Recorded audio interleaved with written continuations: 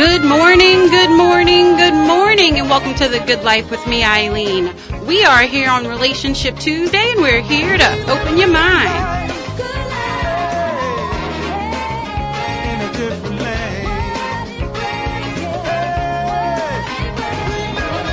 We are living the good life right here on WBOK 1230 AM. We are opening minds to living differently in the world with love, compassion, tolerance, and understanding for ourselves and everyone else.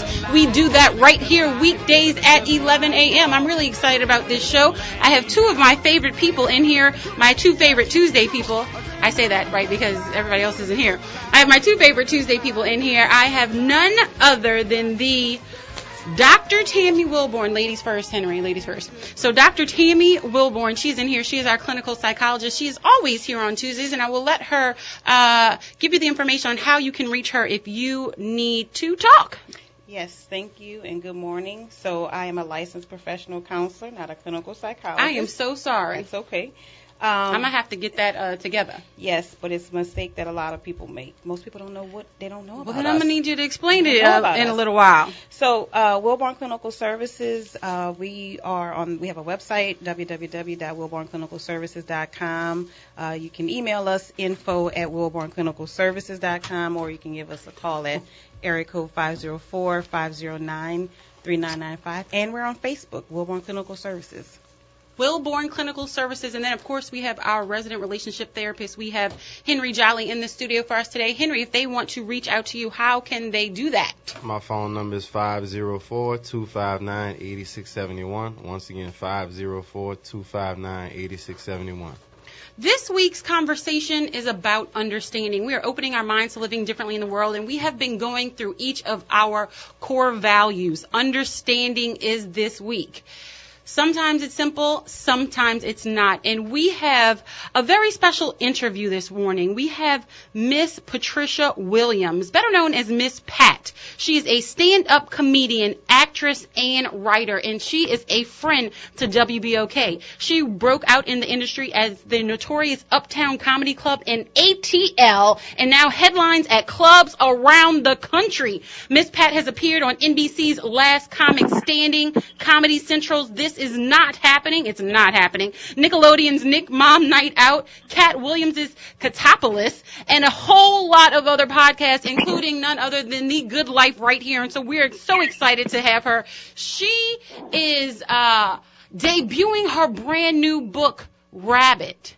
And it's actually a memoir of her life story. And so go to speak to the theme of understanding. You know, sometimes from the outside looking in, we don't have an understanding of the struggle that women go through, especially, young black women with kids and, trying to make it happen. And you look and you think we have it all together, because we like to put on that facade, right, Miss Pat?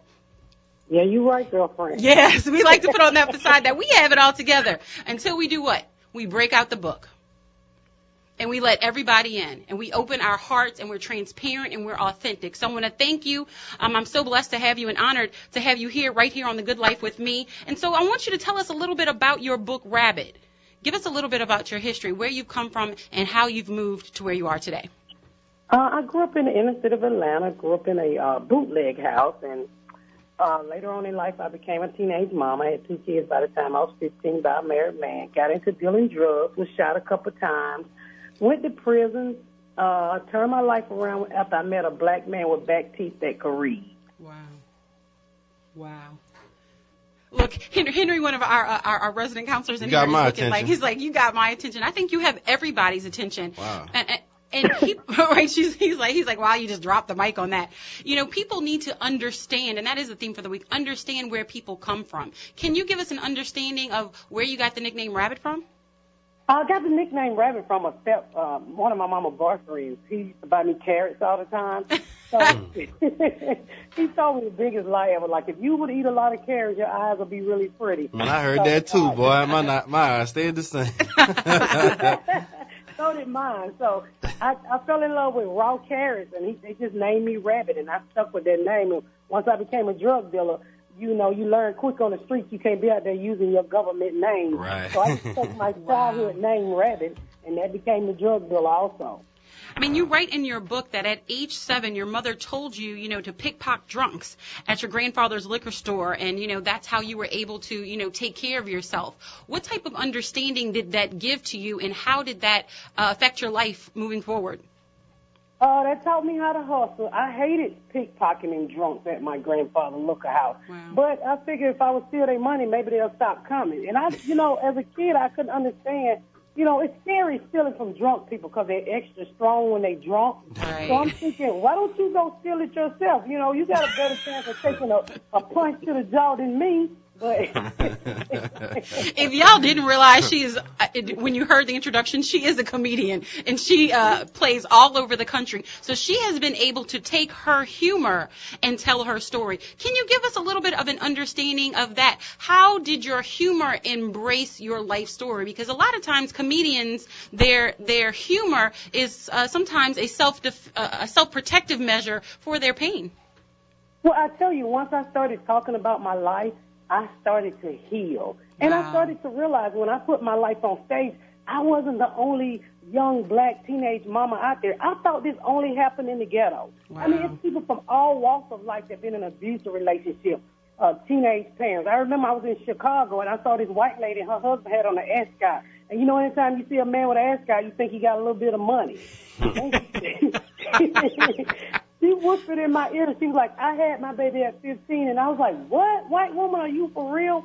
But I realized the more I tell my story, the more people want to come up to me and share their story. And I realized I'm not the only one. I mean, this happens to people in all races. I had 2 kids by a married man who was picking me up at an elementary school who signed 2 kids' birth certificate when I was 14 and 15, and nobody said anything about it. Wow. It's amazing how you tell your story, and you are able to open up and be so transparent, because you also reveal in the book that you and your sister had been sexually abused by your mother's boyfriends as children. And, that is such a hush-hush topic so often, but being able to break that open, I know you're breaking it open for so many others that are like, you know what, I'm not alone, just like you were saying. You know what? I never told that story. Never. I'm 45, and I kept it. I thought I was going to go to my grave with that. Wow. When me and Lady Janine Amber got together, and I told her, and we cried probably 2 weeks about it, I realized that after I told that story, I was able to heal. And people ask me all the time, why you never told your mom? For one reason, I didn't think my mama cared. For the second reason, a lot of time when kids are being abused, the abuser have something over their head. I know if I told my mama about this, we would get evicted because this man was paying our rent, and he was buying us food. Wow. So I gave up a lot to help.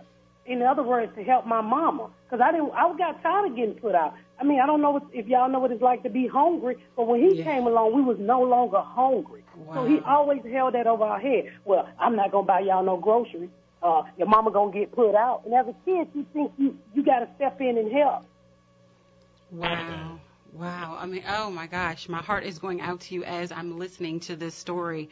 Well, I laugh about all of this stuff now. Yeah, but that's the healing process. That's good you could do that. Exactly, that's the healing process. And speaking of your mother, you did become a mother at a young age. How did your life change when you became a mother as a teenager? I became a mother at 24, 25 years old. And that was enough right there. But you became a mother at such a young age. How did that affect your life? It affected my life like crazy. I mean, I was 14 when I gave birth to that baby. I dropped out of school in the 8th grade, couldn't get no job, got pregnant again by the time I was 15. And by this time, he was putting his hand on me. And everywhere I went to get a job, people was like, well, you're supposed to be in school. You need a work permit. I was short with these kids and be like, hey, meet my babies. This is my work permit. Right. I couldn't get a job, and I didn't want my kids to go through what I went through, being hungry, struggling, getting touched, and people violating them. So I did what everybody in my community was doing. I turned to selling drugs. Mm-hmm. And I was able to provide for them. I was able to get us a place to stay. They never went hungry. They never was that raggedy kid. I mean, I gave up a lot. I sacrificed a lot, which is my freedom and, other stuff, other mistakes I made, but that's all I knew as a kid. How were you able to make that transition from selling drugs to stand-up comedy? Like I said earlier, I don't know if I said this earlier, but I met my husband. He was straight out of the military. And I tell you, I love telling this story. It's nothing like meeting a black man with back teeth who can read. Brother in the studio, I hope you got your back teeth. Oh, yeah, I got them all. Yeah. Back teeth and can read. And I can read a little bit. I don't like it, but I can read.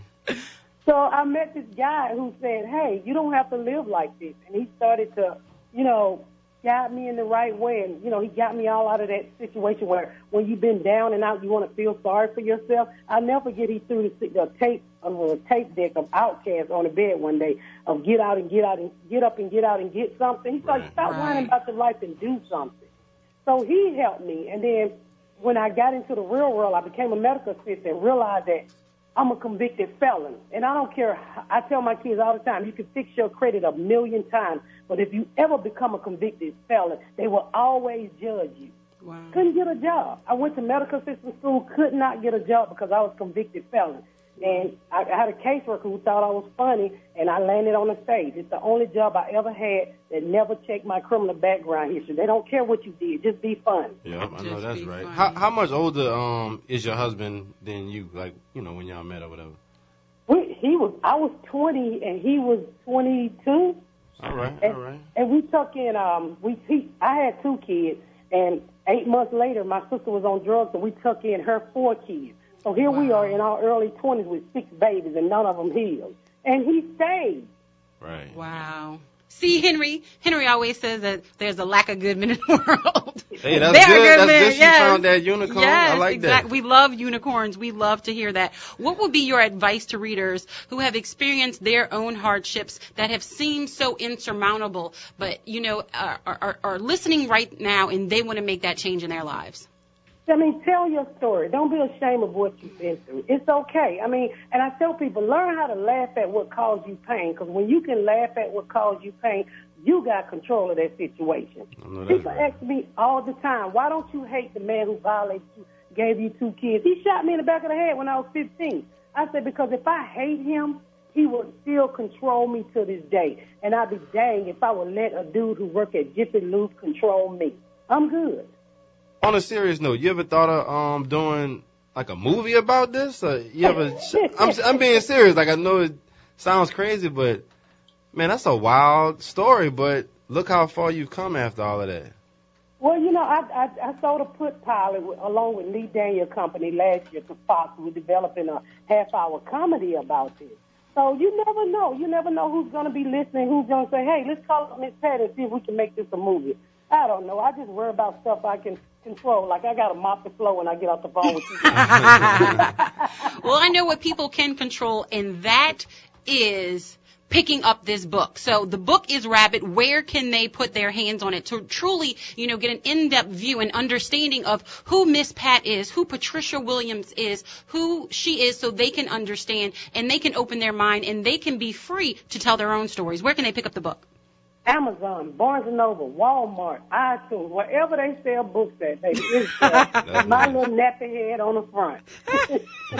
She said wherever they sell books at, her little nappy head is on the front. We are on the line with Patricia Williams, better known as Miss Pat. She's a stand-up comedian, actress, and writer. She broke into the industry at the notorious Uptown Comedy Club in Atlanta. And you know what? I do want to ask you about that. What was it like the first time you were on stage? It was scary. I went with a friend of mine, and I said, if I'm not funny, we're not going to tell anybody. Girl, I got up there and crossed like a sailor, and everybody laughed. I was like, oh, I'm a comedian. My husband was like, sit down somewhere. You ain't no comedian. But I just kept going because I felt that night when I got on that stage, I felt like I found myself. And, anytime you start something, you ain't good at first. And my husband tried to tell me many times to quit, but I was like, no, dude, because I worked at General Motors, too. But okay. I couldn't do it. It was not me. And I truly believe, whatever you feel like you should be doing in life, you should chase it. I made $28 at General Motors, but I did not like fixing cars. But my husband is still there because he ain't got no friends and he don't like to talk to people. You a unicorn, too, though. She fixing cars. You can change all, too? No, I can't change oil. I used to do the back of the minivan, but it wasn't me. And I'm all about, when I believe I can do something, I go out and I try to do it. I don't, sit here and say, I don't doubt myself. I don't mind failing. I like that. Ooh, I like that. She doesn't mind failing. So, Miss Pat, this is the Good Life Radio Show, so I have to ask you one last and final question. What does the good life look like to you? Girl, I live in a 6,000 square foot house, and I don't have to worry about nobody punching me in my eye on Friday. Wow, bro. Wow. That's truth. Straight up. That's truth. That's what's up. I don't pay no bills. All I do is put layaways on that furniture. I am happy. I want to thank you so much for your time today. And, of course, we do want to repeat that Rabbit is an unflinching memoir of cinematic scope and unexpected humor. You know, Miss Pat shares her truly astonishing stories from her life and paints a vivid portrait of the various people who've helped and hurt her along the way. She opens your mind to living differently in the world, which is exactly what The Good Life is all about. So, Miss Pat, before you leave, please tell us again where we can get your book. Amazon, Barnes & Noble. You can go to my website, too, MissPatComedy.com, and anywhere books are sold. Anywhere books are sold, MissPatComedy.com. Y'all, you need to go click right now, get the book Rabbit, and make sure, you know, maybe you'll sweep down in New Orleans one time, maybe close Atlanta or somewhere else, but we need to see your show. I'm really excited that we were able to have you here, and I'm really excited about reading your autobiography, Rabbit, because I have one in the mail to me. So shout out, thank you for your press, people. I appreciate it very much, so I cannot wait to read the book. Well, thank you so very much.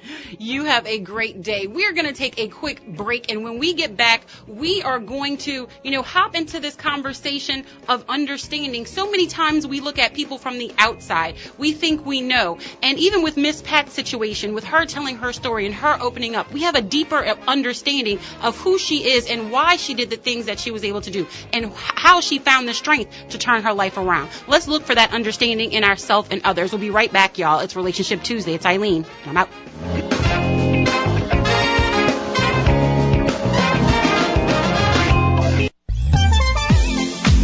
Hi, I'm Dr. Tammy Lewis Wilborn, owner and Chief Clinical Officer of Wilborn Clinical Services and founder and producer of the annual Black Women's Wellness Conference. Wilborn Clinical Services provides professional and culturally responsive clinical services to meet the needs of a diverse community. Located in the historic Farmore community, we are minutes away from downtown New Orleans. If you're an individual, couple, or family looking for counseling in a warm, non-judgmental environment, call 504-509-3995. Are you a pre-licensed counselor looking for clinical supervision, interested in professional and personal development opportunities, or need an experienced consultant? Call Wilborn Clinical Services at 504-509-3995. Find us on the web at www.wilbornclinicalservices.com. Follow us on Facebook at Wilborn Clinical Services. Do it today, because at Wilborn Clinical Services, we build healthy community, one client at a time. Do you need to sell your home fast? You should call NOLA Homes Project and join the hundreds of motivated sellers that receive big paychecks for their homes. We're part of a large group of experienced real estate developers who are currently looking for homes in your area. It doesn't matter the reason, inheriting unwanted property, facing foreclosure, problem tenants, we can make a fair offer on your home within 24 hours, close very quickly, and we buy in its as-is condition. Also, if you ever thought about making money flipping homes right here in the local area, then you should call NOLA Homes Project and join the area's #1 real estate mentoring program. Earn while you learn our system on how to find properties to flip, how to evaluate deals quickly, and how to use other people's money to fund your real estate deals. In fact, if the property looks good for a rehab, we'll put up 100% of the money for your deals. Call NOLA Homes Project today at 504-322-1536, 322-1536, or go to NOLAHomesProject.com.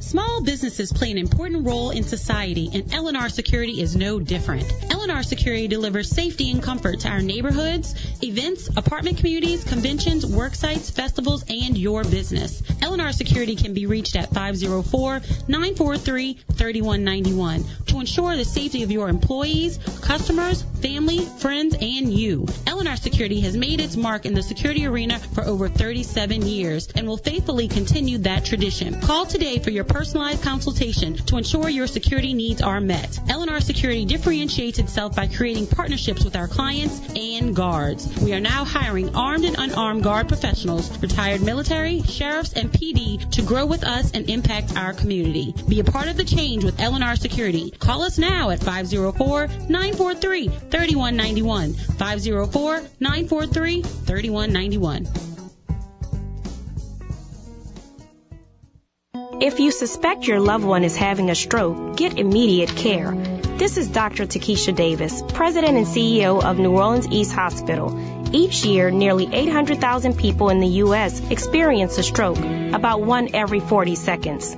Strokes occur due to problems with the blood supply to the brain. Signs of a stroke include face drooping, unexplained dizziness, arm or leg weakness, speech difficulties, severe headache, or loss of vision. New Orleans East Hospital is a Louisiana Emergency Response Network confirmed Level 3 stroke center. If you or someone you know is experiencing stroke symptoms, call 911 or get to your nearest emergency room immediately. At New Orleans East Hospital, life-saving care starts in our emergency room. For more information about stroke care, visit us at 5620 Reed Boulevard or visit our website at noehospital.org. New Orleans East Hospital. Quality health care close to home. You are now listening to the radio station that's keeping it real. WBOK 1230 AM, where it's real talk for real time.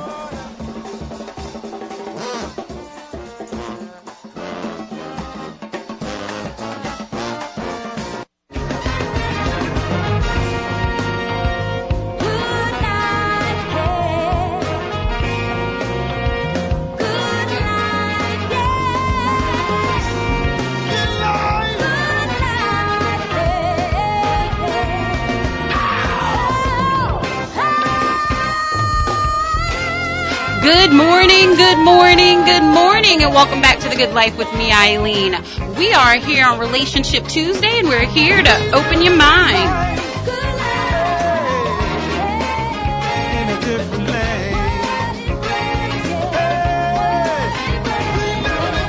We are living the good life right here on WBOK 1230 AM. We are opening minds to living differently in the world with love, compassion, tolerance, and understanding for ourselves and everyone else. We do that right here weekdays at 11 a.m. with Motivation Monday, Relationship Tuesday, Wellness Wednesday, Gumbo Talk Thursday, and, of course, Freedom Friday. That's where we drop our bags. I'm really excited. We will have Bishop Henry Bolden in. He was here last Friday, but the conversation just started expounding, and so I invited him back because we're gonna open up and speak a little bit about the prophetic on this Friday. So you want to make sure that you tune in for that. You know, sometimes it's a hush-hush topic, but it's happening to so many people. We really need to stop looking at people crazy. We really need to start embracing it because obviously there are truths to be told, and we need to open our mind to living differently in the world. I do want to thank our last guest, Miss Patricia Williams, better known as Miss Pat. She has her autobiography, Rabbit. It is in every store, everywhere, online, here, there, and everywhere. So make sure you do get there. There is a quote from Lee Daniels that I wanted to speak to. He says, people say, I laughed and I cried, and it sounds like a cliche, but Rabbit really took me there. It's everything poignant, heartbreaking, and hilarious all at once. He said he could not put it down. And so we want to make sure that we, reach out and embrace her story, get a better understanding of who she is. And that book is Rabbit. She is family to WBOK. She's in California, but we want to make sure that we embrace her here and have a better understanding. And of course, I have Dr. Tammy Wilborn in the studio with me today. And of course, I have Henry Jolly. They are here to break down a level of understanding. I put a meme up. I think it was yesterday, and then it kept coming up because people were liking it and commenting on it, and so I wanted to throw it to you guys with the conversation of understanding. They said so many times people do not listen to understand. They listen to reply. Yeah, look, you already knew where I was going. They do not listen to understand. You know, I'm listening just because basically I'm supposed to, or that's what, looks good, or that's what, I'm required to do, because if I don't, then you're really going to go off. But I don't really listen to understand where you're coming from, to understand your point of view. I'm listening because I just want to reply and shut you down. I got Dr. Wilborn nodding her head this morning. You want to take it from here, and then I'll throw it to Henry? I think, first of all, listening in the way that you're describing it, listening to understand is a skill. It's not something that people know how to do inherently. I mean, you have to teach yourself and be intentional about listening and wanting to understand the other person's perspective. I was thinking about understanding and kind of preparing my mind for the show, and to me it's almost like a cataracts of the eye, insofar as how we listen is influenced by a lot of different things. It's multidimensional, so it's based off of who you are as a person. It's based off of the belief system that you have. It's based off of the relationships that you have. It's based off of, a number of different things. And so a lot of times when people are listening, they're listening through the filter of all of that different stuff. And in doing that, I think it creates blind spots for the ability to receive the other person authentically as they are, because you're listening through all of these different filters.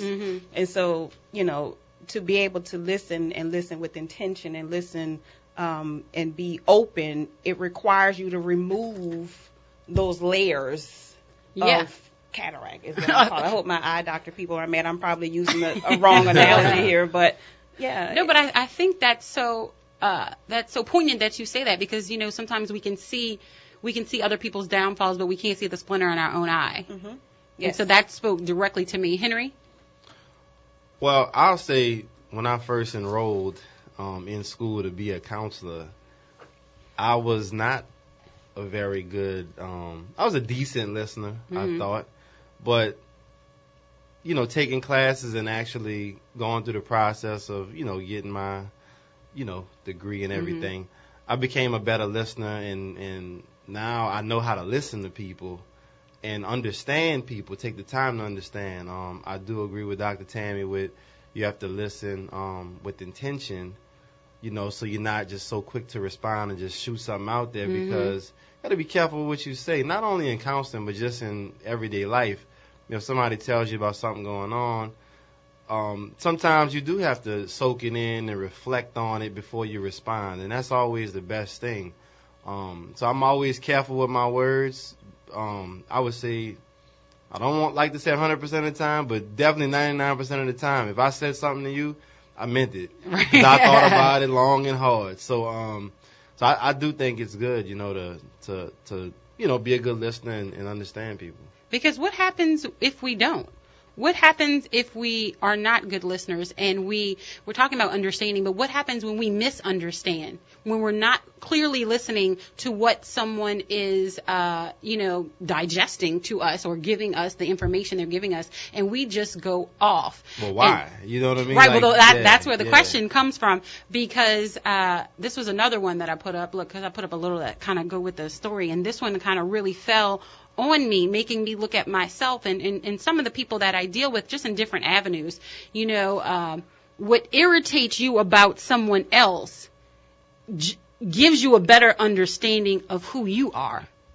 I want to repeat that. What irritates you about someone else, oh, that girl works my nerves. Or you saw something on Facebook, and you don't even know the person, but that post irritated you to no end, where you're thinking about it 3 days later.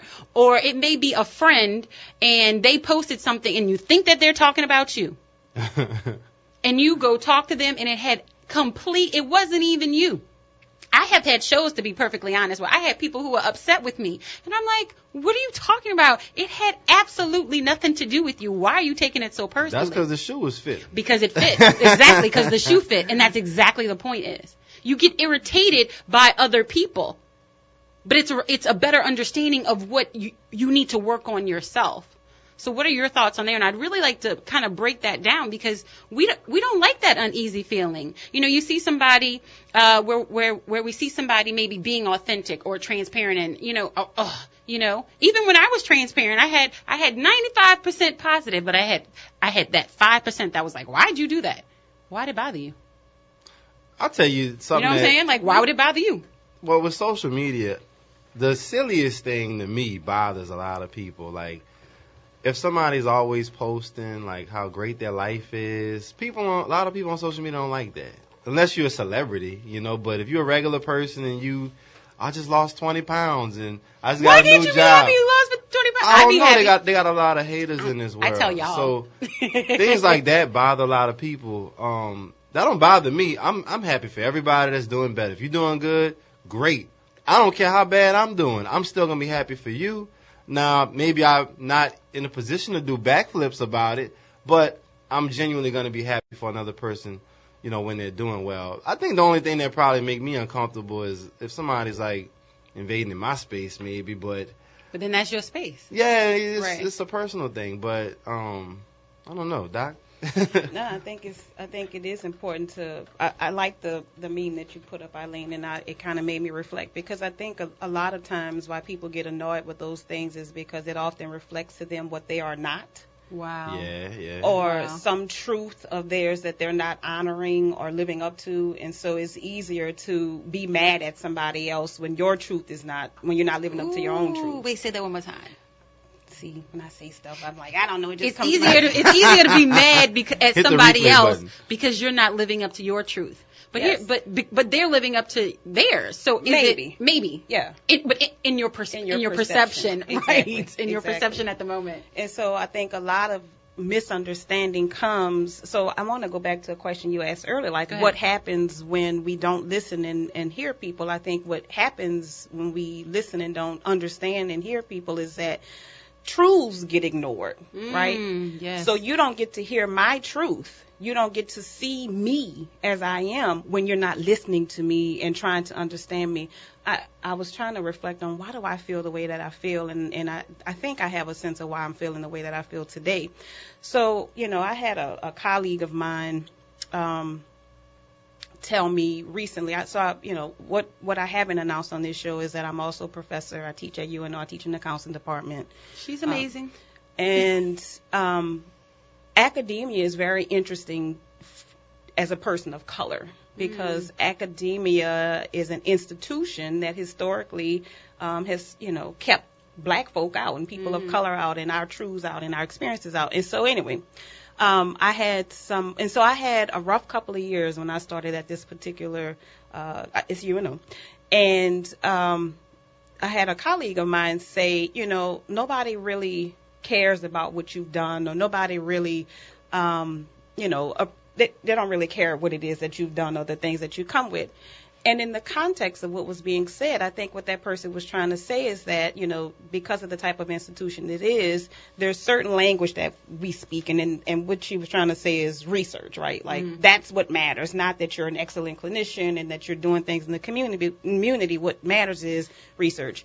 But what it did for me is it triggered and reminded me of all the times where I have been in situations where I knew my worth, but I had other people trying to suppress my worth and suppress my truth and suppress me as being good enough. And in that moment, I felt like, where's the understanding for what they may not? Those folks may not appreciate what I bring, but you should, and the people who work with me should, and you should understand, right, that this is a tough job to do. And so I feel like I might be a bit tangential, but I think part of what I'm trying to make the connection with is that people's truths get missed and their values get ignored, and their worth becomes minimized when we don't listen and when we don't appreciate people for who they are and what stories they bring and what experiences they bring. Yes. And just like you said, it cuts deep when that happens. Does. It cuts very deep. I know I've been there, and I think most people can say that they've been there. It cuts very deep, and it not only cuts deep, it kind of triggers an old wound. It does. Like one that may not have been healed, or one that may not, you just kind of put a Band-Aid in it, but, the scab is still there, and it's still, kind of festering, or you never put any antibiotic on it. It's still kind of there, and it rips it off and it reopens it, and it's just sitting there like, well, what do I do with it now? So what do we do with it now? When you are scrolling through Facebook and you read something and it triggers you and you feel that, when you have a conversation with somebody and they tell you something, you're like, ooh, that hurt. What do you do with that? Where do you go? How do you move forward? Because so many times we don't even know what we don't know.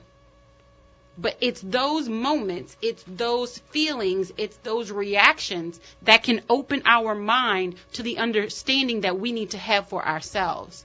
So I ask each and every one of you, when you do have that feeling, when you do have that gut check, when you do see something and it makes you want to look sideways, instead of responding to the person, look inside yourself and try to have that understanding of why you feel that way. And then maybe once you have that understanding, if you really need to continue, then move forward. I'm not telling you not to do it, but then move forward and see what your real intentions are. Because when you are responding and understanding from a place of pain, that's not necessarily the best place to be doing that from. Doctor. Exactly. Well, and I think it was important for you to say, like, sometimes you don't know what you don't know. And so in that moment, what I did know was that I did matter. Yes. And I said as much. And so what I said in that moment was, again, they may not know. They may not care, but I care. I care. I am worth it. I am good enough. And if y'all don't believe that, I could take all my good old stuff down out of this space and go on and bring it to a space where people care about what it is that I bring and what I contribute, and they value it. So in that moment is you knowing that you matter and being able to say that. But you understood yourself. I did. And so we're going to take a quick break, and when we get back, I want them to answer that question. How do we understand ourselves? What road does that look like? How do we take those first steps? There are people out there listening right now like, I hear you. I respond. I have those knee-jerk reactions. I do that. What do I do with that now? So we're going to answer those questions when we get back. Y'all stay tuned. It is Relationship Tuesday. I have none other than Dr. Tammy Wilborn. I have Henry Jolly in the studio. They are my two favorite people to have these conversations with, and I know they're yours. Be right back, y'all.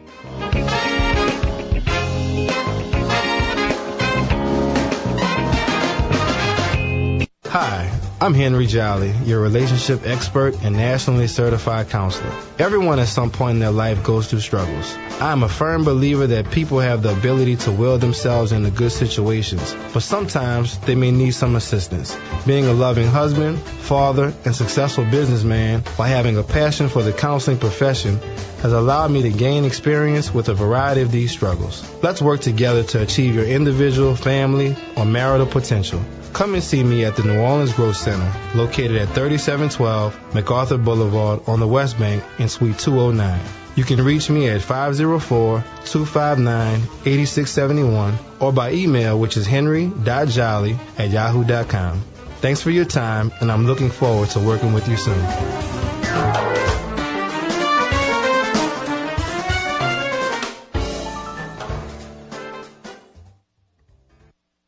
Isagenix is one of the fastest growing companies in the world because their products work.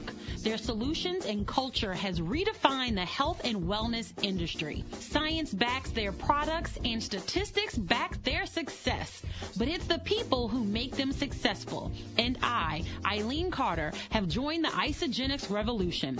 I've used the products and followed their system, and I'd swear by them. I'm on my journey of transformation and invite you to join me and try Isagenix today. Challenge yourself and change your life. Find information and testimonials at thegoodliferadioshow.isagenix.com. thegoodliferadioshow.isagenix.com. thegoodliferadioshow.isagenix.com. Order yours today.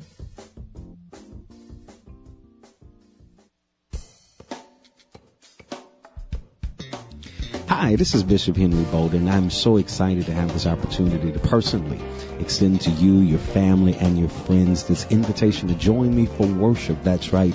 Come experience God on a whole new level. Join me at Perfecting Life Church this week. Make weekend plans right now. Join me for our Tuesday night life service each and every Tuesday night at 6:45 p.m. Only 45 minutes. Come as you are, dressed comfortably.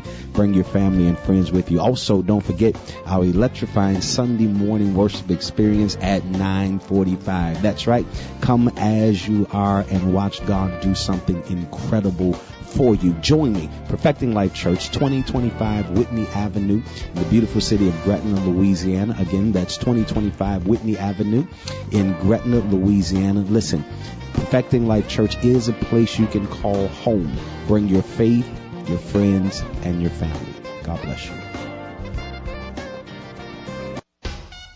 Come on, roll with the RTA. You asked for more, and now there's new bus shelters for your comfort. 2,000 new bus signs. More information at your fingertips with online and SMS texting and more ways to buy fares. Go to NORTA.com to explore. From New Orleans East to the Lower Nine, we got you covered. Dirt Town, Uptown, Downtown, to the Algiers Point, and all in between. Rolling for everybody, everywhere. That RTA keeps New Orleans rolling.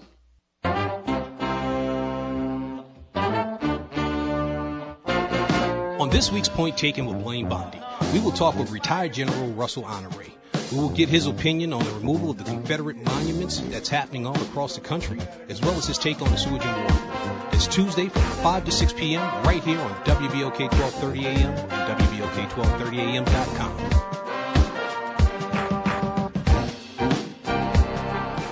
When it comes to the voice of the people, we're the choice of the people. New Orleans' own WBOK 1230 AM. Real talk for real times.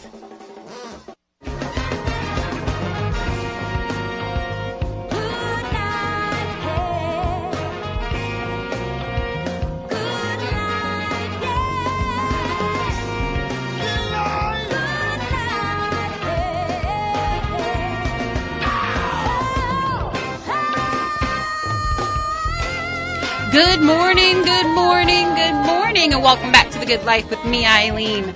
We are here on Relationship Tuesday, and we're here to open your mind.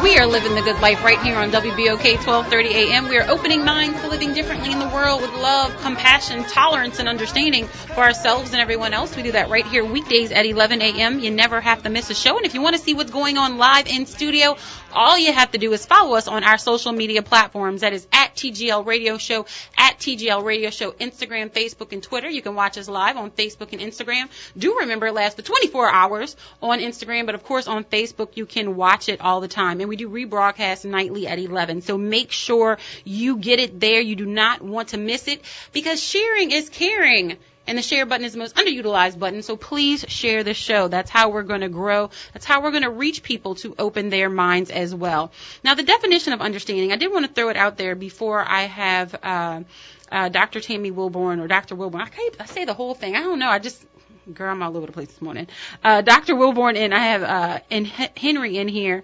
The definition, sympathetically aware of other people's feelings, tolerant and forgiving. Having insight or good judgment.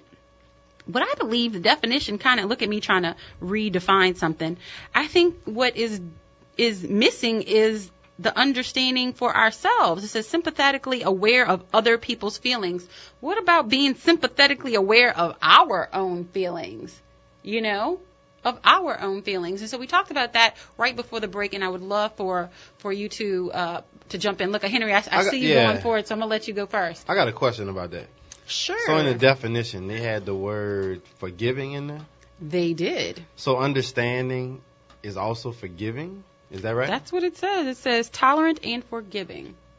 Because I can understand where somebody coming from, but I don't mean I have to. Well, no, you should forgive. I know you should, but what if I'm not ready at that moment? What if I need 10 more minutes and then I can forgive? But I can understand. I understand where you're coming from. I understand your intentions.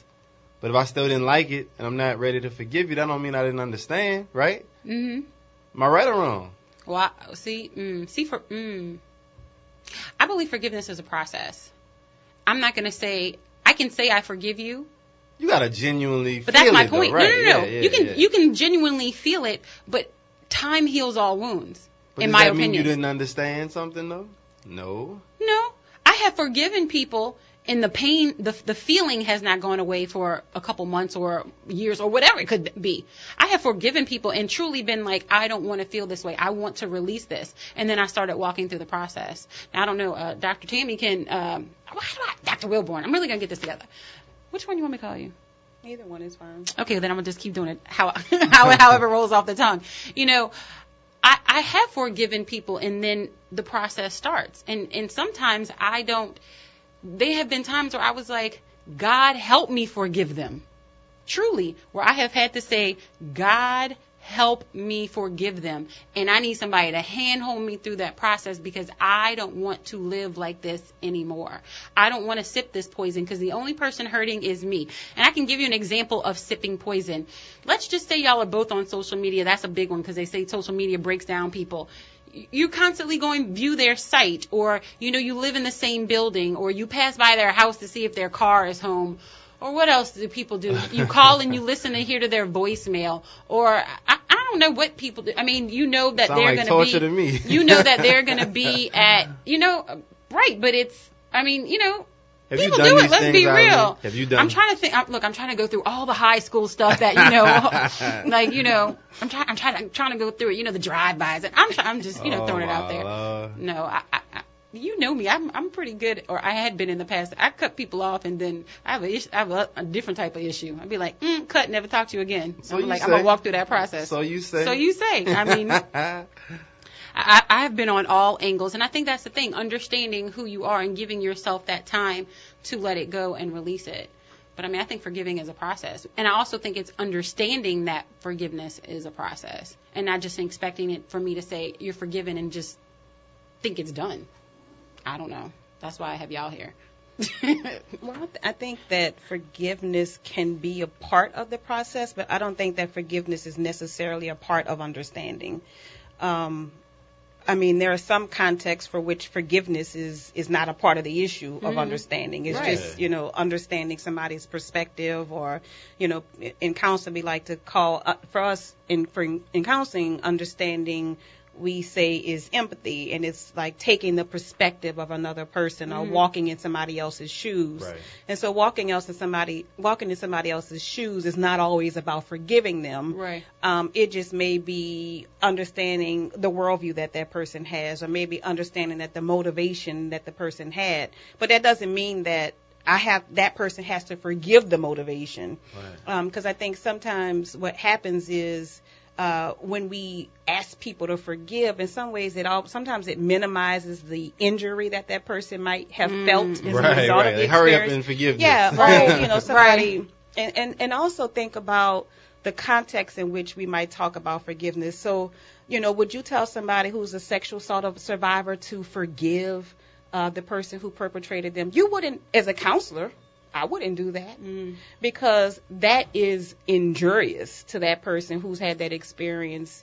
Would you tell, somebody who's being battered by, somebody that they're intimately involved with? No, you wouldn't do that. So I think we have to be very careful when we do that, because it minimizes, kind of going back to what you said earlier, it minimizes the experience that person may have had and the impact of the injury of, the experience. So we have to be really careful about that. See, I'm going to walk a line with you there, because I would not say it initially, but at some point down the line, I probably would. I probably would. It would not be when they were when I could visibly see them in their pain, and, I would eventually,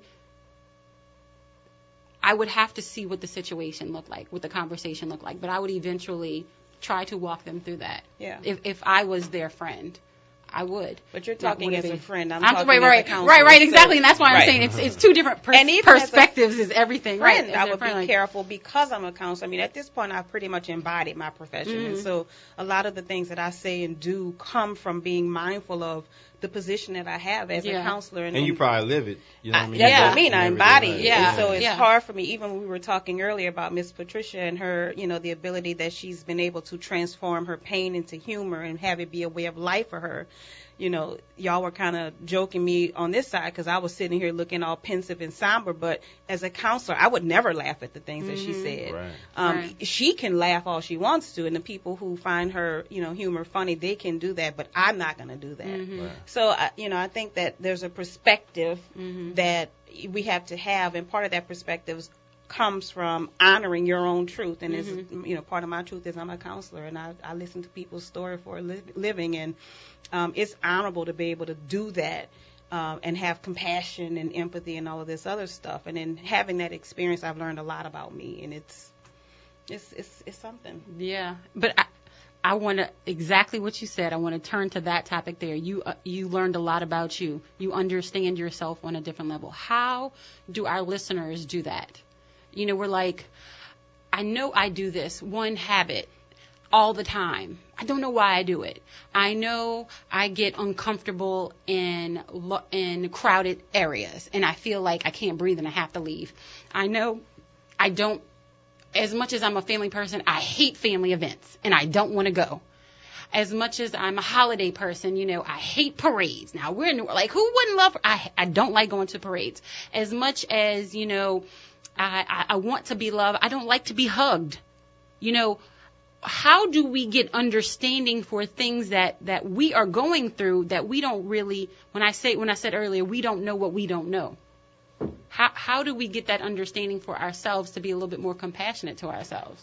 Henry, you know, take that first. So here's what's interesting about understanding yourself. People will put time and effort into understanding so many things other than themselves. They'll go to school for years. They'll understand how to fix a car. They'll teach themselves all kind of things, but they won't actually spend the time to understand and learn themselves. And that's one of the most important things ever in your life. You got to know who you are. So you know what you want to be, what you will and won't tolerate. You'll stop.